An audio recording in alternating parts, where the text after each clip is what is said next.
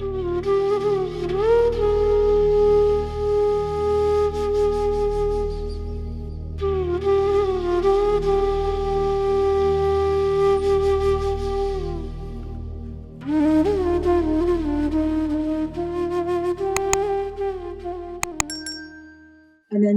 अनंतम कोटि कोटि रोम रोम श्वास श्वास शुक्राना मेरे गुरु महाराज। श्वास श्वास शुक्राना वैसे भी है और इस तरह भी है कि ये मेरी श्वासें सिर्फ आपकी ही देन है। जब मेरे को ये श्वास आपने दिए दोबारा से, ये नया जन्म दिया गुरु जी, उसके बाद से मुझे ये लगता है, पहले भी लगता था पर अब तो यही लगता है कि मेरी हर एक सांस जो है वो आप ही की कर्जदार है, क्योंकि ये आपने ही मुझे दिया है। अगर आपने मुझे अपनी शरण में ना लिया होता तो शायद आज मैं ये सत्संग नहीं कर रही होती, मेरा कोई वजूद ना होता, मैं होती भी ना। क्योंकि आपने मुझे अपनी शरण में लिया, मेरे सिर पे अपना हाथ रखा, बख्शनहार, तुमने मेरे सब गुनाहों को बख्श के मुझे ये नया जीवन दिया। कोटि कोटि प्रणाम, अनंतम अनंतम शुक्राना। संगत जी, गुरु जी के बारे में मैं सिर्फ ये कहती हूँ कि उनसे कभी मांगना पड़ा ही नहीं। जैसे कि वो कहते हैं कि मन्नो मन्नो मंगो ना, तो मैंने जब से मैं गुरु जी की शरण में आई मैंने कभी उनसे नहीं मांगा, ये जानते हुए भी कि मैं बिल्कुल मौत के कगार पे खड़ी थी, फिर भी मैंने उनसे कभी मांगा नहीं। इसलिए नहीं मांगा क्योंकि मैं जानती थी कि गुरु जी सब देख रहे हैं और वो खुद ही कुछ करेंगे। लेकिन मेरे उस स्ट्रगल के दौरान गुरु जी ने मेरे पे इतनी मेहर की कि मेरे को, मैं चूंकि अपना इलाज दिल्ली में करवा रही थी, तो गुरु जी मुझे हर महीने 3 दिन के लिए लंगर प्रसाद के लिए बड़े मंदिर बुलाते ही बुलाते थे। और उस लंगर प्रसाद ने मुझे ऐसा जीवन दिया कि जब मैं अपने लिवर ट्रांसप्लांट के लिए पहुंची, उस समय मुझे देख के कोई ये नहीं कह सकता था कि मेरा ट्रांसप्लांट होने वाला है। और उस टाइम पे अगर मुझे लिवर नहीं मिलता तो मेरे पास शायद कोई जिंदगी बची भी नहीं थी। पर मेरे को गुरुजी ने उस लंगर प्रसाद से इतनी ताकत दी कि मैं खुद अपने पैरों पे चल के गुरु अपने ऑपरेशन थिएटर में मैं गुरुजी महाराज को अपने हाथों में लिए हुए उनका स्वरूप, मैं ऑपरेशन थिएटर में गई, मेरा ऑपरेशन ठीक ठाक हो गया और गुरुजी ने बड़ी मेहर करी कि मेरा ऑपरेशन ठीक ठाक हो गया। मेरी बॉडी ने लिवर को एक्सेप्ट कर लिया, मेरा लिवर ट्रांसप्लांट हुआ। गुरु जी की मेहर से सब ठीक था, लेकिन अनफॉर्चुनेटली या यूं कहो कि मेरे कुछ कर्म थे जो गुरु जी ने मुझे कटवाने थे, इसलिए मुझे कुछ ऐसी प्रॉब्लम लंग्स में वहां आ गई आईसीयू में ही कि मुझे एआरडीएस हुआ और मुझे वेंटिलेटर पे डाल दिया गया। गुरु महाराज उस समय पे भी हर वक्त मेरे साथ थे। मैं बोल तो सकती नहीं थी क्योंकि मेरे गले में वेंटिलेटर की पाइप थी और मैं बोल नहीं सकती थी, लेकिन हर वक्त मैं अपने आसपास गुरु जी को ही देखती थी। मुझे कहीं लगता था कि गुरु जी यहीं बैठे हुए हैं। और उस टाइम पे मेरा ये ट्रांसप्लांट बेंगलोर में हुआ, तो वहां पे जो स्टाफ था उनमें किसी को भी हिंदी इंग्लिश कुछ नहीं आती थी, उन लोगों को अपनी भाषा आती थी साउथ की, तो बहुत दिक्कत वाली बात थी। और उन तब ऐसा था कि मैं कुछ लिखती भी थी तो उन्हें समझ नहीं आता मैं क्या लिख रही हूँ। एक दिन एक वार्ड बॉय मेरे पास आया और मुझे कहने लगा कि आप कुछ म्यूजिक सुनना चाहती हैं? और मैंने हाथ जोड़ दिए कि मतलब मैं कुछ मतलब परमात्मा का सुनना चाहती हूँ। उसने कहा आप क्या सुनना चाहते हैं? तो मैंने उससे बोला मुझे कॉपी पेन दो। मुझे नहीं पता उसे समझ आया कि नहीं आया, मैंने लिख दिया गुरुजी मंत्र जाप। अब जो कि मैंने बाद में अगर पढ़ा तो मुझे ही समझ नहीं आया कि मैंने क्या लिखा था। बट उसने जब जो भी उसको समझ आया, जब उसने लगाया तो वो गुरुजी का मंत्र जाप ही लगा।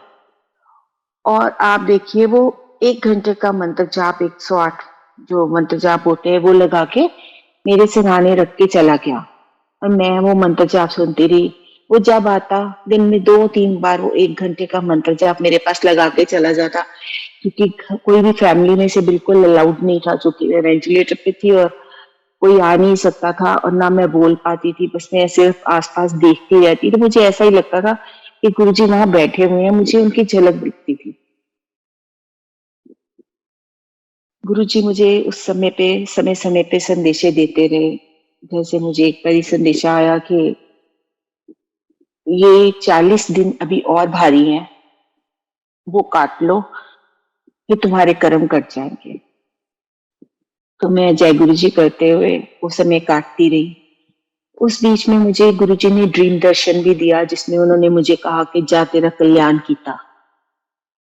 और मेरे को कहा, वहां पे मैं बड़े मंदिर में गई हूँ, गुरुजी को भोग लगा रही हूँ और गुरुजी मुझे कह रहे हैं कि आ गई लिवर ट्रांसप्लांट करवा के। मैं क्या, हाँ जी गुरुजी आ गई। तो मुझे कहते हैं कि ये जल प्रसाद ले, बाहर लंगर ना खान बह जाए, ये जल प्रसाद ले और ये तुमने बस यही पीना है, बाकियों को लंगर करने दे। ये मेरा ड्रीम ही था। और उस टाइम मुझे ये सिर्फ हकीकत नजर आ रही थी, मुझे ऐसा लग रहा था ये सब हो रहा है। और भी बहुत सी बातें हुई गुरुजी से। और जब मेरे को उसके अगले दिन मेरे सन इन लॉ जो है वो वहां बड़े मंदिर में सेवा में होते हैं, तो उनको किसी ने लाके जल प्रसाद दिया कि ये गुरुजी के भोग का जल प्रसाद है, ये आपकी मदर इन लॉ के लिए। अगले ही दिन बेंगलोर कोई आ रहा था तो वो जल प्रसाद मुझ तक पहुंच गया। मतलब गुरुजी ने ड्रीम में भी जो कहा, तो गुरुजी ने मेरे को वो चीज पहुंचा दी कि वो जल प्रसाद मेरे लिए था, तो गुरुजी ने अपना जल प्रसाद मुझ तक पहुंचा दिया। वो मैं पीती रही, बड़ी बोतल में डाल दिया, साथ में उसमें और जल डाल दिया। वो मैं रोज थोड़ा थोड़ा, मुझे उनको इंडिकेशन दे दी मेरी नर्सिस को, वो मुझे रोज थोड़ा थोड़ा पिलाती रही और फिर उसको बढ़ाती रही। तो मैं ऐसे ही रही वहां पे। गुरुजी हर पल मुझे अपनी प्रेजेंस फील करवा रहे थे। मुझे एक बार को भी मेरा मन नहीं घबराया। अपने आसपास इतनी लटकी बोतलों को और मशीनों को देख रही थी, लेकिन मुझे कभी नहीं लगा कि कुछ ऐसा है। मेरे को लगता था कि गुरुजी मेरे साथ हैं, इसलिए क्या ही होना है, और अगर हो भी जाएगा तो मेरे पास गुरुजी हैं, तो मुझे उन्हीं के पास जाना है। आज गई के कल गई, मेरी ड्यूटीज पूरी हो चुकी है, मैंने अपने बच्चों की शादियां कर दी हैं, अब कोई बात नहीं। ऐसे ही करते करते कुछ दिन निकले, तो एक दिन रात को पता नहीं क्या हुआ कि मेरे वेंटिलेटर की पाइप मेरे गले से निकल गई और वो रात मेरे लिए बहुत भारी थी। और मैंने एक तरह से उस दिन चली गई थी, क्योंकि डॉक्टर्स बोलते हैं, मैंने देखा कि डॉक्टर मतलब सुना कि स्केट करते हुए जैसे भागते हुए आया और आके उसने बोला इट्स ओवर। और उसके बाद उसने बाद में छुट्टी के वक्त जब हमने पूछा तो उसने एक्सप्लेन किया कि 11 बजे ऐसा हुआ। और मेरे को ऐसे लग रहा था मेरे अंदर कोई जैसे ट्यूबवेल से एकदम जोर से पानी निकलता है, ऐसी कोई मशीन है वो मेरे अंदर उतनी जोर से हवा डाल रही है। आई डोंट नो वो सब क्या था। बट उस समय पे मैंने गुरु जी के दर्शन किए। गुरु जी वहां खड़े थे, आधे शिव जी और आधे गुरु जी के रूप में। मुझे आज भी वो स्वरूप वैसे ही याद है और बड़े गुस्से से मेरे बिस्तर की तरफ देख रहे थे। अगर ये सब सारी रात चला तो वो गुरुजी भी सारी रात ही खड़े रहेंगे। और मेरे को नहीं पता, मैंने खुली आंखों से देखा कि अचेतन मन से देखा, बट गुरुजी वहां थे, ये मुझे पता है। कैसे देखा उनको ये मुझे कुछ पता नहीं, उस टाइम मेरी क्या पोजीशन थी मुझे कुछ पता नहीं। डॉक्टर्स ने बताया कि ऐसे ऐसे सुबह 5 बजे जाके ये रिलीव हुए, उससे पता चलता है। आज सोचती हूँ तो लगता है कि सब कहते हैं कि गुरुजी महाकाल है, तो वो वहां खड़े होके काल को रोक के खड़े थे। उन्होंने उस दिन मुझे जीवन दान दिया। शुक्राना गुरुजी, शुक्राना शुक्राना शुक्राना। मैं अगर मेरा रोम रोम भी शुक्राना करे तो शायद कम हो जाएगा। गुरुजी ने इतना दिया है। गुरुजी ने कुछ बार बता के, कुछ बार बिना बताए, पर गुरुजी ने बहुत दिया। और जब मुझे मैसेज मिला कि 40 डेज बाकी है, उसके पूरे 40 दिन के बाद ही मेरा वेंटिलेटर उतरा। मैं आ गई बाहर वेंटिलेटर से और धीरे धीरे छुट्टी भी हो गई। ये तो मेरे को जो जीवन दान दिया था, और गुरुजी ने सच कहा था। आज इस ट्रांसप्लांट को 4 साल हो चुके हैं, लेकिन अगस्त में अभी 4 साल हो जाएंगे, लेकिन मुझे उसके बाद कभी लिवर को लेके कोई कॉम्प्लिकेशन नहीं आई। मेरे सब टेस्ट नॉर्मल आते हैं, सब कुछ ठीक ठाक चल रहा है। गुरुजी ने इतनी मेहर की हुई है कि जिसका बखान किया ही नहीं जा सकता। गुरु जी ने इतना दिया है और वो सबको देते हैं। मैं कई लोगों से कहती हूँ, जब जो लोग मेरे को लगता है कि नहीं, गुरु जी ने ऐसा कहा है तो ये ऐसा क्यों कर रहे हैं? इसलिए कि मुझे लगता है कि मेरा जीवन सिर्फ गुरु जी का दिया हुआ है और मुझे ये सिर्फ वही करना है इस लाइफ में जो गुरु जी चाहते हैं कि उनके बच्चे करें। और मैं गुरु जी से प्रार्थना भी यही करती हूँ, गुरु जी हमें अपने लायक बनाना, जैसे बच्चे आप चाहते हो हमें अपने वैसे बच्चे बनाना गुरु जी। हम आपकी ही शरण में हैं। तो इसलिए जब कोई ऐसा होता है तो मैं यही कहती हूँ कि आप गुरुमुखी बनो, मनमुखी मत बनो। और मैं सबको ये कहती हूँ, गुरु जी को मानते हैं पर गुरु जी की नहीं मानते।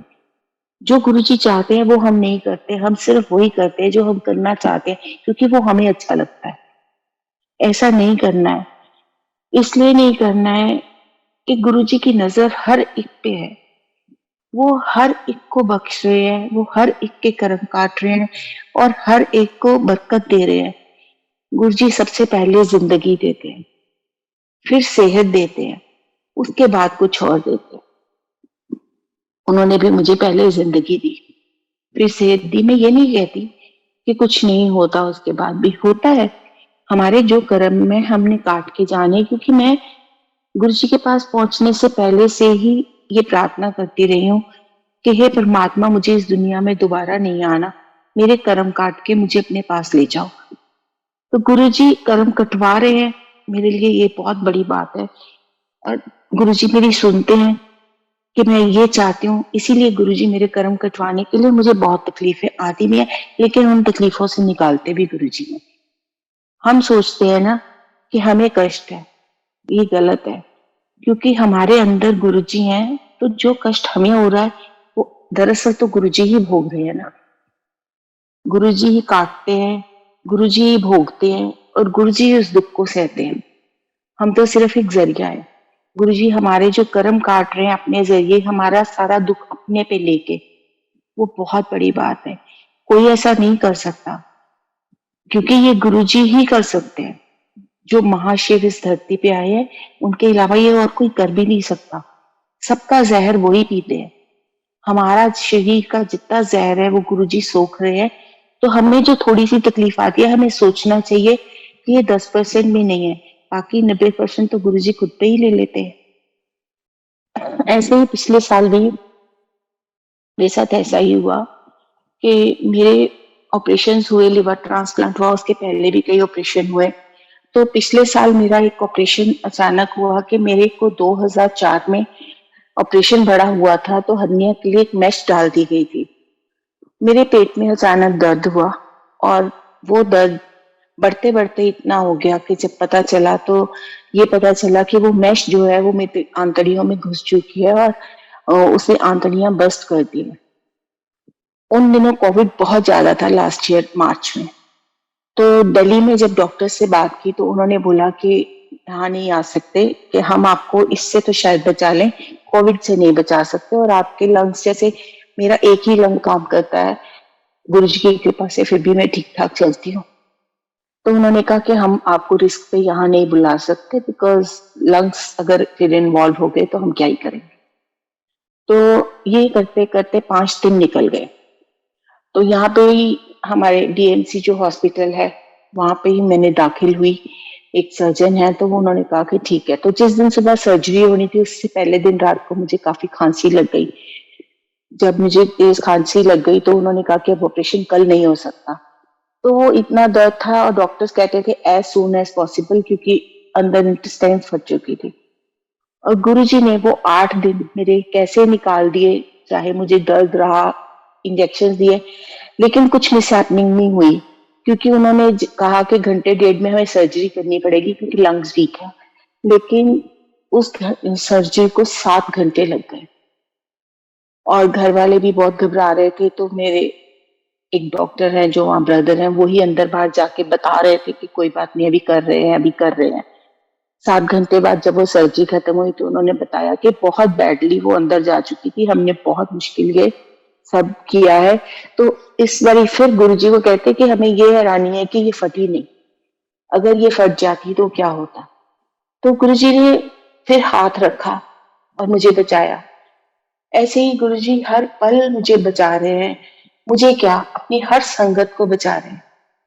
वो गुरुजी हमसे कुछ नहीं मांगते, वो सिर्फ हमसे हमारा सरेंडर, हमारा विश्वास, हमारा प्यार मांगते हैं। हम इतना भी ना दे सके तो क्या फायदा। अगर हम गुरुजी पे छोड़ देते हैं तो फिर वो देखते हैं। अगर हम गुरुजी को हर वक्त बताते रहेंगे तो वो, हम किसी को भी, हमें कोई चीज चाहिए, अगर हम अपने पेरेंट्स को हर रोज सुबह उठ के वही चीज कह दे, दोपहर को कह दे, रात को कह दे, तो पेरेंट्स भी कहेंगे ना, जा मैं नहीं लेके लंदा हूँ, तूने तंग कर दिया। तो गुरुजी को पता है, उन्हें बताने की भी जरूरत नहीं है। वो जानते हैं क्योंकि वो हर वक्त हम सबको देख रहे हैं।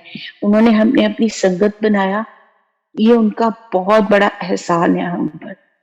इसे हमें नहीं भूलना चाहिए। अपनी जिंदगी को सिर्फ उस रास्ते पे चलाना चाहिए जिस पे गुरुजी चाहते हैं कि हम चले। हमें गुरुमुखी बनना है।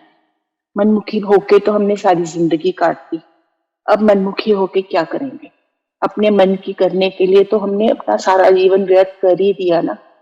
अब जब गुरुजी मिल गए हैं, अब तो हम उनके कहे के अनुसार कर सकते हैं ना। मेरे परिवार में मेरी बड़ी बेटी मेरे साथ ही गुरुजी के साथ जुड़ गई थी, लेकिन मेरी छोटी बेटी जो है वो साईं बाबा को मानती थी। लेकिन गुरुजी ने उसको इस तरह से, कुछ साल लगे उसको, लेकिन आज वो हर बात में गुरुजी कहती है। और मेरा बेटा भी गुरुजी, तो मैं गुरुजी का इतना शुक्राना करती हूँ कि गुरुजी आपने मेरे सारे परिवार को अपनी शरण में लिया।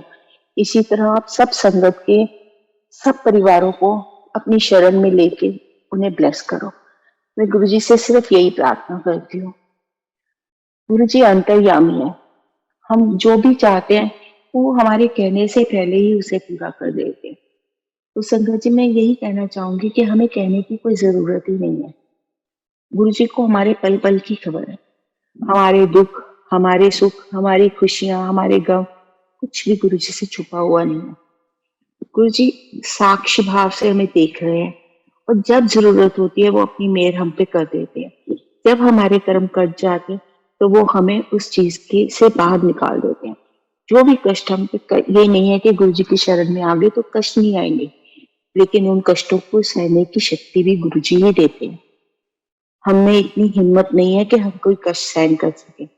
हम तो छोटे से सिर दर्द को भी सहन नहीं कर सकते, तो और बड़े कष्ट क्या ही सहन करेंगे। ये गुरुजी की शरण में आने के बाद पता चलता है कि गुरुजी ने हमें इस तरह से अपनी छत्र छाया में लिया हुआ है कि हमें अब अपने कष्ट कष्ट ही नहीं लगते।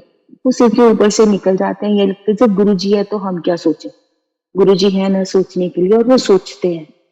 अगर किसी को लगे कि नहीं, तो गुरुजी सोचते हैं और उस आपको महसूस होता है कि हाँ, गुरुजी खड़े हैं। जब हमें पता है कि हमारे साथ हमारा कोई बड़ा खड़ा है, हमारा कोई, तो हमें डर नहीं लगता। उसी तरह जब संगत के साथ गुरुजी खड़े हो जाते हैं तो कुछ भी डर नहीं लगता। जिंदगी जीना आसान हो जाता है। बिल्कुल वैसे ही है। गुरुजी के साथ जुड़े हुए बहुत सारे सत्संग है। मैंने पिछली बार के सत्संग में बताया था कि कैसे गुरुजी ने मेरे फेसबुक में जो फ्रेंड थे उनको किस तरह अपने साथ जुड़वाया। उनके यहाँ बच्चा नहीं था, उनकी वाइफ का 4 बार मिसकैरेज हो चुका था, और क्योंकि उसकी यूट्रस बहुत वीक थी और उसको स्टिचेस लगाने के बाद भी बेबी सर्वाइव नहीं हो पा रहा था। और मैंने ऐसे ही, जब मेरी उसकी ज्यादा जान पहचान नहीं थी, डरते डरते उसको मैंने पूछा, क्योंकि गुरुजी ने मुझे कहा उसके सुनना, उसने क्या मेरे को लाए। तो मैंने उससे बोला कि क्या तुम जाओगे? कहता कहाँ? मैं क्या कोई रिलीजियस जगह है? जैसे कि हाँ मैं जरूर जाऊंगा। वो मुंबई में रहते हैं। मैंने उन्हें बताया, और कैसे कोविड से पहले नवंबर में उनको बताया, और मार्च तक वो कई बार गुरुजी के सत्संग अटेंड कर चुके थे, कई बार मंदिर जा चुके थे। मैंने अपने पिछले सत्संग में बताया था कि उनकी वाइफ फिर से प्रेग्नेंट है। 7 मंथ तक जैसे उनके मेरे से रेगुलर बात हो रही थी। 7 मंथ में कहते दीदी हम कभी भी यहाँ तक नहीं पहुंचे। मैंने कहा तुम कुछ ना बोलो, बस सिर्फ गुरुजी पे छोड़ो, गुरुजी खुद ही करेंगे। फरवरी में संगत जी मुझे उनका फोन आया। आप बिलीव करिए कि उस टाइम मेरे आंसू रुके नहीं जब उन्होंने मुझे बताया।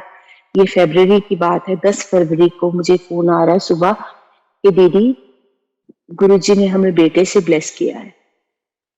संगत जी, वो समय जैसे कुछ भी सोच पाना और महसूस कर पाना, क्योंकि मैं गुरुजी से यही प्रे कर रही थी कि गुरुजी, अगर आपने माध्यम बनाया है तो लाज रखना। और गुरुजी ने कैसे उसको बेटा ब्लेस किया कि जो इम्पॉसिबल था उसको पॉसिबल कर दिया। एक इंसान जो इतने सालों से स्ट्रगल कर रहा था, उसके औलाद का मतलब सामने उसको नजर आता था पर वो उसके हाथों में नहीं आ पा रहा था, गुरुजी ने उसको पॉसिबल कर दिया। डॉक्टर्स कहते थे कि ये यूट्रस इतनी वीक है कि ऐसा नहीं हो सकता, उसको भी गुरुजी ने पॉसिबल करा। धन्य है गुरुजी, धन धन गुरुजी, शुक्राना गुरुजी, अनंतम शुक्राना गुरुजी। उस वक्त उस बच्चे ने जब मुझसे ये कहा कि दीदी, आप ना होते तो मेरा क्या होता, मैंने कहा नहीं, मैं ना होती कोई और होता, because it was his calling. उन्होंने तुम्हें बुलाया तो इसीलिए तुम वहां गए, नहीं तो मेरे में इतनी ताकत थोड़ी थी।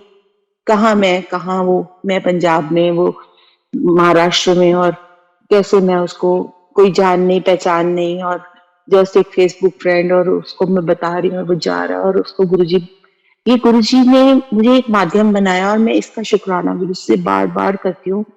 शुक्राना गुरुजी, किसी के सुख का कारण बनाया, बस किसी के दुख का कारण ना बनाना। ऐसे ही कई बहुत सारे सत्संग हैं। जैसे मैं जुड़ी कहाँ से बताती हूँ, 2009 की बात है। उन दिनों में बहुत बीमार थी, मुझे पानी भी हजम नहीं होता था क्योंकि मेरे लिवर में सिरोसिस था। तो मैं जब दिल्ली गई दिखाने के लिए तो मेरा सन इन लॉ कहने लगा, उनकी कजन है अनीता कुमार जी, उन्होंने वो उनको लेके गई थी, तो कहने लगा मैं तो मम्मी इन सब चीजों में नहीं मानता। तब मुझे ये नहीं बताया उसने कोई कोई गुरु जी है या क्या, कहता कोई आश्रम है, आप वहां चलो, वहां मुझे नहीं पता क्या है, पर वहां पे बहुत पीस है। मैंने बोला अच्छा। जब मैं गई तो आप बिलीव करें कि मैं पानी भी पीती थी तो मुझे वॉमिट हो जाता था और मुझे ग्लूकोज लगाना पड़ रहा था बार बार। और जब मैं गई तो हम उस टाइम पे तो 8-10 लोग थे सर लाइन में। मेरी ग्रैंड डॉटर 3-4 साल की थी शायद, तो हम लाइन में लग गए और हमें समोसा प्रसाद, लड्डू प्रसाद, चाय प्रसाद सब मिला। हम पीछे बैठ के खाने लगे। तो मेरे को पता भी नहीं, वहां मुझे कुछ याद ही नहीं कि मैं तो बीमार हूँ और मुझे ऐसे कुछ हजम नहीं होता। मैंने समोसा प्रसाद, लड्डू प्रसाद, चाय प्रसाद सब खा पी लिया। और मेरी ग्रैंड डॉटर आ गई, नानी खाया नहीं चाह रहा। मैंने कहा बेटा तू भी दे दे, क्योंकि मुझे इतना जरूर बताया था मेरे सिमरन ने कि वो कहने लगा मम्मा वहां पे कुछ जूठा नहीं बस छोड़ते हैं। तो मैंने कहा चल तू मुझे दे दे बेटे, मैं खा लेती हूँ। और वो खा नहीं रहा तो मैं उसको बोली खा ले, तू क्यों बैठा हुआ है, खा ले अपने आप गरम। तो कहता कोई नहीं मैं खाता हूँ। बाहर आके मुझे बताने लगा कि मम्मी आप खाई जा रहे थे, मैं परेशान ये था कि अगर आपको कुछ हो गया तो मैं यहाँ तो कोई हॉस्पिटल भी नहीं है, मैं आपको कहाँ ले जाऊंगा। और मेरे को भी याद आया यार, मैं तो पानी भी नहीं पी सकती थी, कैसे गुरुजी ने मैं इतना सब कुछ खिला दिया। और मुझे पहले ही दिन गुरुजी ने फूड से ब्लेस कर दिया। फिर वहां जब मेन हॉल में मैंने गुरुजी का स्वरूप देखा तो मैंने कहा मुझे ऐसा, मुझे तब तो पता नहीं था कि इसको स्वरूप कहते हैं। मैंने कहा ऐसा गुरुजी की फोटो मुझे मिल सकती है? कहता नहीं, उन दिनों कोई जल्द आराम से मिलता नहीं था ये सब। लेकिन मैं जब सीढ़ियों में से उतरी तो वहां पे किसी अंकल ने मुझे एक गुरुजी का स्वरूप पकड़ाया। मतलब मैं ऐसे ही कहूँ, मुझे कुछ उस टाइम पे नहीं, पर आज मैं सोचती हूँ कि कितनी बड़ी ब्लेसिंग थी कि पहली ही बार में गुरुजी मेरे साथ मेरे घर आ गए। उस टाइम आज भी वो स्वरूप पड़ा है। और मतलब मुझे कुछ समझ नहीं थी उस समय कि मैंने कोई शुक्राना नहीं किया कि मुझे आपका स्वरूप मिल गया, क्योंकि मुझे ऐसा लगा कि चलो उन्होंने मुझे ये फोटो दे दी है। आज पता है कि उस स्वरूप की कीमत क्या थी। उस समय पे मेरे को वो मिलना गुरुजी की कितनी बड़ी कृपा थी, वो बहुत बड़ी ब्लेसिंग थी। तो गुरुजी के उस ब्लेसिंग को लेके मैं आ गई, जबकि मुझे नहीं पता कि मुझे ये ब्लेसिंग मिली है। और उसके बाद भी मैं जब वहां जाती, लंगर प्रसाद कर लेती, एक जगह से उठती दूसरी जगह बैठती कर लेती, लेकिन जब बाहर खाती तो फिर वही हाल। और लंगर प्रसाद करके 2 जगह भी बैठ के 4 चपाती खा के आ जाती, कुछ होता ही नहीं था। धीरे धीरे समझ आने लग गई। फिर हमारे पास जलंधर मंदिर पड़ता है, तो मैं वहां गई, वहां पे रमा आंटी थी तो उन्होंने मुझे कुछ बुक्स दी। जब मैंने लाइट ऑफ डिविनिटी पढ़नी शुरू करी तो मुझे पता चला गुरुजी के बारे में, और मैंने तब जानना शुरू किया। और उसके बाद मुझे समझ आने लगी कि वाक़ई जो गुरुजी ने ये सब मेरे साथ किया है, ये कितना बड़ा मिरेकल है। अपने पैरों पे चल के आप लिवर ट्रांसप्लांट के लिए पहुँचते हो, कोई स्ट्रेचर नहीं, कोई व्हीलचेयर नहीं और उस पैरों से चल के ही थिएटर तक पहुँचते हो। ये गुरुजी की कृपा नहीं तो क्या है। उसके बाद जब मैंने ऑपरेशन के बाद भी डॉक्टर से पूछा कि डॉक्टर साहब मेरा लिवर कितना डैमेज था, तो वो मुझे बोलने लगा 100%। आप में से जो सुन रहे होंगे, कोई डॉक्टर भी होंगे, आप मुझे बताइए 100% डैमेज लिवर के साथ कोई इंसान चल कैसे सकता है? और मैं चल के गई। एयरपोर्ट पे भी खुद से चली, कोई व्हीलचेयर कहीं नहीं, सब मैं खुद चल के गई। इससे बड़ी कृपा गुरुजी क्या ही करते मेरे साथ। मुझे पता था, मैंने कभी नहीं मांगा कि गुरुजी जल्दी हो जाए, कब हो जाए, ना हो जाए। इन दिनों मेरे को एक बारी एम्पायर स्टेट पे भी 2-3 बार जाना हुआ। गुरुजी ने वहां पे मुझे अपने कमरे तक भी लेके गए गुरुजी। वहां जाके मैं सुन्न हो गई, जैसे लॉस्ट हो गई। मुझे समझ नहीं आ रहा था कहाँ माथा टेकना है, मैं सब तरफ सिर्फ देख रही थी। 5-7 मिनट बाद मुझे लगा कि मैं क्या कर रही हूँ। मैंने उधर पैरों की तरफ जाके और गुरुजी के पलंग की तरफ माथा टेका और मतलब गुरुजी ने मुझे ट्रांसप्लांट से पहले भी अपने रूम में बुला के भी ब्लेस किया। गुरुजी की ब्लेसिंग्स तो इतनी ज्यादा है कि जितनी भी मैं सुनाती चली जाऊं, रात बीत जाए, लेकिन ये ब्लेसिंग्स का जो पिटारा है वो खत्म ही नहीं होगा। मेरी छोटी डॉटर का एक छोटा सा सत्संग सुनाती हूँ मैं। छोटा सा तो क्या, सत्संग तो बहुत बड़े होते हैं। मेरी डॉटर को सिस्ट थी, चॉकलेट सिस्ट, और डॉक्टर ने बोला उसका ऑपरेशन करना पड़ेगा। तो हम दिल्ली गए थे, मैं दिखाने गई, वो मेरे साथ गई थी। मैंने उसको बोला कि बेटे ऐसे कल चल मेरे साथ बड़े मंदिर चल। पहली बार वो मेरे साथ बड़े मंदिर गई। वो कहती मम्मी मुझे पता नहीं क्या हुआ, मैं उठ के वैसे ही टहलती टहलती पीछे चली गई। वहां वॉशरूम दिखा तो मुझे वॉशरूम नहीं आया था, मैं वॉशरूम में चली गई। मुझे ऐसे लगा कुछ निकला है, ध्यान नहीं किया। हम वापस आ गए तो मैंने उसको बोला तू एक बार फिर से अल्ट्रासाउंड करवा ले। मेरे को भी नहीं ध्यान रहा कि इसने मुझे ऐसे बताया है। मैंने वैसे ही कहा मैं कि एक बार अल्ट्रासाउंड जरूर करवा लेना ऑपरेशन से पहले। जब इसने करवाया संगत जी, उसमें कोई भी सिस्ट नहीं थी।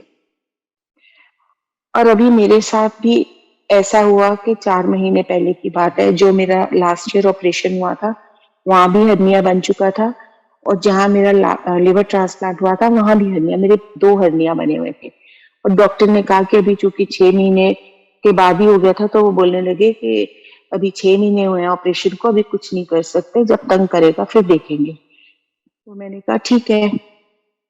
वो मेरे को पेन होने लग गई अचानक काफी ज्यादा। और डॉक्टर के पास जब मैं पहला दिन मैंने निकाल दिया, रात को पेन किलर के इंजेक्शन लगवा लिए। अगले दिन भी जब दर्द नहीं होती तो डॉक्टर के गए और डॉक्टर ने देखते ही कहा कि आप अभी ही एडमिट हो जाओ, भी ये हर्निया ही है, तंग कर रहा है। तो मैंने कहा कि देखिए अभी तो मैं दाखिल नहीं होंगी और मैं कल आ जाऊंगी। मुझे कहने लगे कि यूरिन बंद हो जाएगा, किडनीज पे आ जाएगा। मैं तो कुछ नहीं होगा, आप मुझे घर जाने दो। मैं जिद करके घर आ गई और मैंने आके गुरुजी से कहा गुरुजी नहीं, अब नहीं। और मैं उसके बाद सो गई तो सुबह अमृत वेले जब उठी, पाठ किया और मैंने गुरुजी को कहा गुरुजी मुझे हॉस्पिटल नहीं दाखिल होना कल, आप देखो आप क्या करोगे, मुझे नहीं दाखिल होना, अब बस बहुत हो गया है। तो उसके बाद में मैंने अपना सो गई फिर से। तो जब उठी सुबह हॉस्पिटल जाने के लिए तैयार हुई, बैग वगैरह पैक कर लिए, क्योंकि जो करना है वो तो करना ही है ना। तो अब गुरुजी क्या करेंगे, वो तो गुरुजी पे था। कुछ नहीं सोचा, गुरुजी को बोल के छोड़ दिया उन पे और सामान वगैरह पैक किया। और मैंने इनको बोला कि हम ऐसा करते हैं कि ओपीडी बेसिस पे एक बड़ी सीटी स्कैन करवा लेते हैं। जिसे ठीक है, हम घर से चले गए, सामान छोड़ गए कि हम आपको बोलेंगे, ड्राइवर को भेजेंगे और ये सामान भेज देना, सर्वेंट्स को बोला। वो बोले ठीक है। हम वहां गए, जब मैं सीटी स्कैन के लिए गई, वहां मशीन में जब बैठी लेटने से पहले मैंने गुरुजी को कहा गुरुजी आज ये टेस्ट मेरा नहीं है, आज ये टेस्ट आपका है, आप देखो आप क्या करोगे। और मैं ये कह के लेट गई। एंड संगत जी, आप सोच के देखो, 2 जगह हर्निया, 6 महीने से हर्निया है, दिल्ली के डॉक्टरों ने भी बता दिया हर्निया है, रिपोर्ट्स में भी आ गया हर्निया है।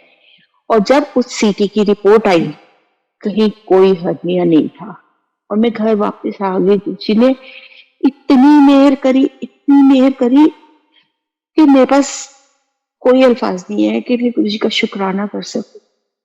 मैं जब घर आई और मैंने गुरुजी से बहुत माफी भी मांगी कि गुरुजी मुझे आपको ऐसे नहीं कहना चाहिए था, पर मैं क्या करती, मैं बहुत मजबूर हो गई थी। मैं इतने ऑपरेशन करवा चुकी हूँ गुरुजी, मेरे 8-10 ऑपरेशन हो चुके हैं पेट के, अब और ऑपरेशन मैं क्या करवाऊं बताइए। हर जगह से मेरा पेट कटा हुआ है। तो गुरुजी मैं क्या करती, पर मैं बहुत आपसे माफी मांग रही हूँ गुरुजी, मैंने ऐसा कहा। पर संगत जी, मेरा आप देखिए कि दोनों हर्निया, लिवर ट्रांसप्लांट वाली जगह पे भी और जो अभी पिछले साल ऑपरेशन हुआ है वहां का भी, दोनों में से एक भी हर्निया सीटी में नहीं आया। और डॉक्टर से मैं कुछ कहे बिना घर आ गई। मेरे हस्बैंड बाद में रिपोर्ट दिखाने गए तो वो कहता, इन्होंने कहा इसमें तो नहीं आया है। कहता "तो कमाल है, कैसे नहीं आया है"। इन्होंने कहा जी आया नहीं है और वो घर चली गई है। उसने भी कुछ नहीं कहा, उसने दवाइयां लिख के दे दी, एंटीबायोटिक्स लिख के दे दी और गुरुजी ने मेरी वो सर्जरी वाला काम एंटीबायोटिक्स ने खत्म करवा दिया। शुक्राना गुरुजी, शुक्राना शुक्राना शुक्राना, अनंतम शुक्राना, अनंतम शुक्राना, अनंतम शुक्राना। गुरुजी, आप हमें अपनी मौज में रखना, अपने अंग, हमारे अंग संग रहना। हम गुनाहगार हैं गुरुजी, बहुत गुनाह किए होंगे हमने, पर आप बख्शनहार हो गुरुजी, हमें बख्श देना। मैं सबसे यही कहती हूँ कि गुरुजी, आप सोच भी नहीं सकते जितना गुरुजी देते। यही कहना चाहूंगी कि गुरुजी का बहुत बहुत शुक्राना। जय गुरुजी।